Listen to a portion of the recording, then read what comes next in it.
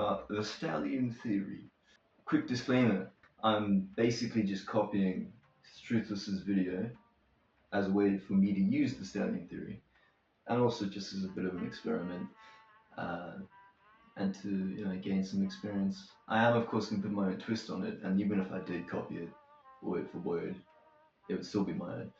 But I'm going to talk about what it is, Struthless's take, my take, and how I'm going to apply it, how it works for me. So, one of Struthless's favorite theories is Jerry Seinfeld's Stalion Theory.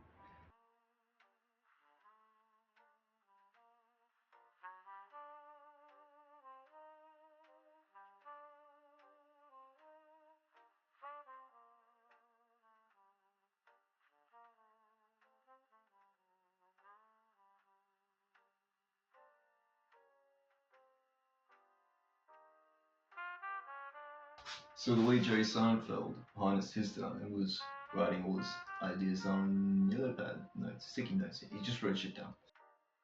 Similarly, I've been starting to, I guess, journal. I'm trying to just write essays, but it's sort of taking a bit of a journal format.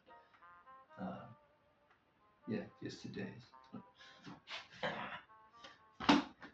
So the first step to harnessing the stallion is to define the structure, and this doesn't have to be complicated. I mean, a big part of the Stalion theory is that the fact that simple things done consistently over time create incredible change.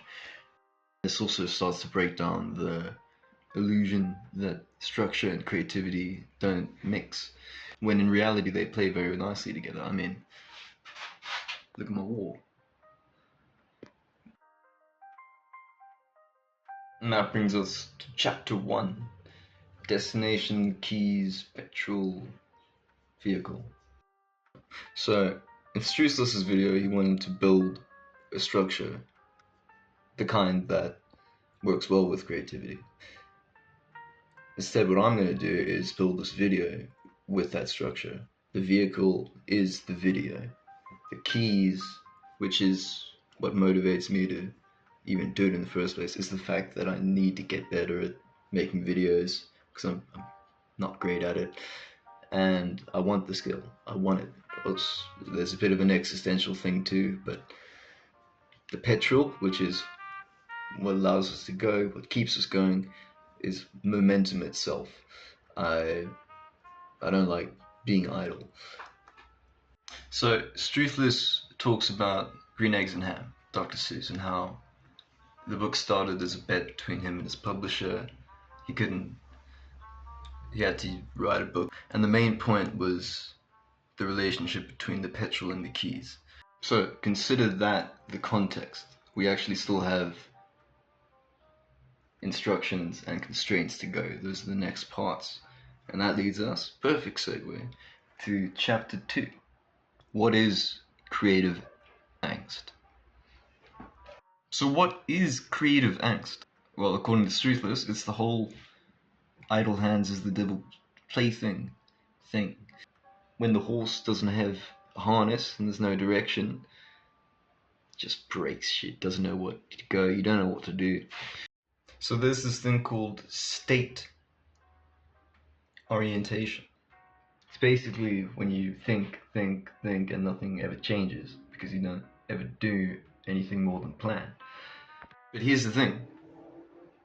Creative angst is sort of a symptom of creative freedom, or rather it comes with it.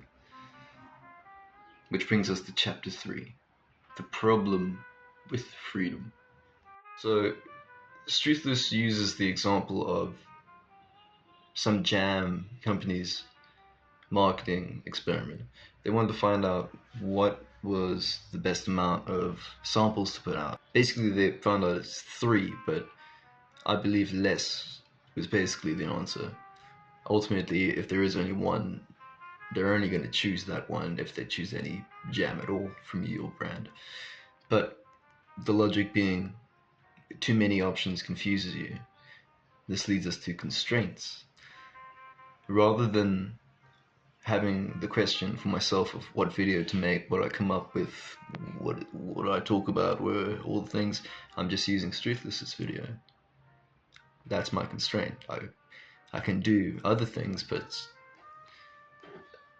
I have the source material right there. I just go with that and make my own where a direct translation doesn't work. And this exercise completely destroyed the barrier for action for me. And like Struthless said himself, action plus creativity is in what we want. Brings us to the next point. What we want to do is focus on creative focus, not freedom. Brings us to chapter 4. Deadlines. Your life has a deadline, if you think about it. This part's about how the constraint of a deadline affects the work itself. So you might be familiar with Parkinson's law. It's the law that work fills the space of the time allotted. Which is sort of to say that if you have your whole life to do something, great, but you're going to take your whole life to do it. We're going to go a little bit deeper into deadlines with 2 stories. The first one starts in 1990, same time Struthless started existing. Stories about Duke Nukem. There were a bunch of these games made. There was Duke Nukem 1, 2, 3D, and Forever. It came out in 1991, 93, 96, and 2011, respectively, and that's important to the story.